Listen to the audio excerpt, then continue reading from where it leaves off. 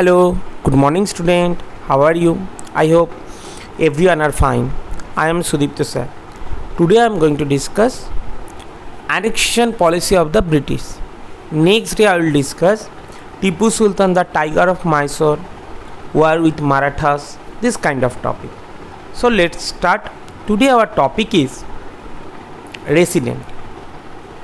After the Battle of Buxar 1764, the company appointed resident in Indian state. They were political and commercial agents, and their job was to serve the company. That means they are internal enemy of every Nawabs. Why? Because resident they appointed by the company in every Indian state, and they always work favor of company. They are the political and commercial agent of the company. Resident began to interfere in the internal affairs of the Indian states. They tried to decide who was to be successor to throne, who would be appointed in administrative post. Soon the company forced the state into a subsidiary alliance. Now that's when it is clear. Now the Nawab of the state, they were not free, because now everything, that means who appointed in an administrative post, who will be successor the Nawab, and other political decision also taken by the company's agent, and they called as resident. So that means they interfere every internal and external matter of every state. That means it is clear who appointed the resident. Mainly company appointed the resident into the states. That means those states where resident were appointed by the company, those states they were not free. They were depend upon the company, right? Next is subsidiary alliance. According to this alliance, Indian rulers were not allowed to have their independent army. Before that, Indian ruler had their own independent army, just like Nawab of Awadh, he had their own army. Nawab Sirajuddaulah, he had his own army. Nizam in Hyderabad, he had his own army. But now Indian rulers were not allowed to have their independent army. Rather, they were to be protected by the company. Now that means they were protected by the company.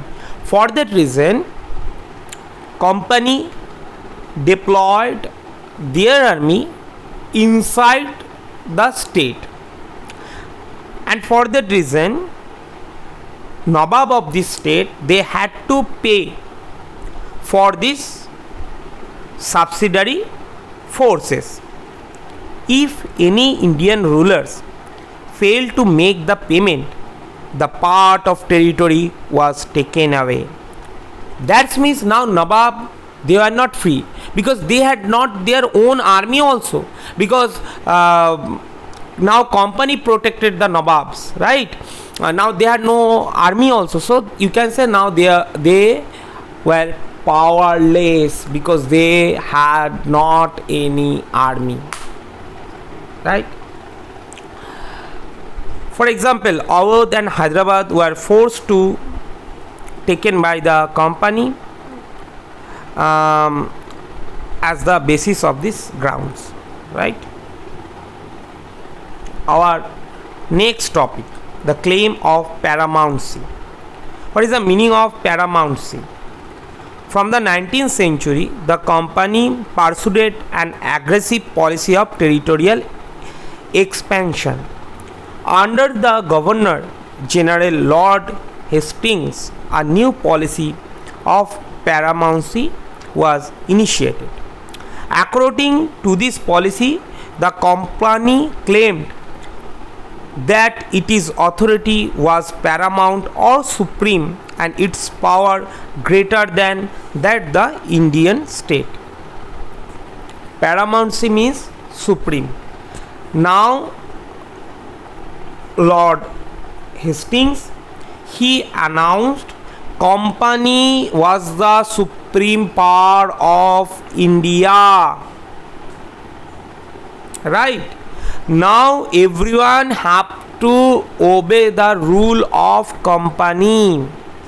Before that means before company, 1707 up to 1707, Mughal Empire, they were the supreme power of India, but now company claimed company is the supreme power of India, right? So supreme power, that means paramountcy. So in this way, British took control of Afghanistan, Sindh and Punjab, and they secured their control over northwest.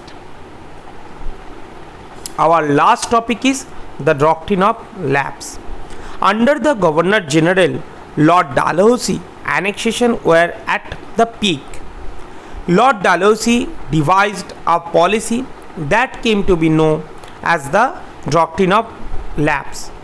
According to this doctrine, if an Indian ruler died without a male heir, his kingdom would become a part of the company's territory. In this way, company annexed Sambalpur, Udaipur, Satara, Jhansi, Awadh, etc., etc. That's mean it is clear. Company claimed he is the supreme power of India. Now, suppose Indian ruler, he had no natural heir. That means he had not any son or daughter. In that time, his adopted son, he will not be treated as the successor of this state. The state were controlled over by this company. This means very briefly we can say doctrine of lapse. Very briefly we can say, according to this law rule, or according to this law or the rule, if an Indian ruler died without a male heir, or he hadn't his own son, then his kingdom would be lapse. His kingdom will be the part of company's territory. That's all. Okay. If you have any problem, you can make me a call, or you can wait for the next Google Meet class. Next Google Meet class, I will discuss this topic in a very easy and interesting way. Okay, that's all.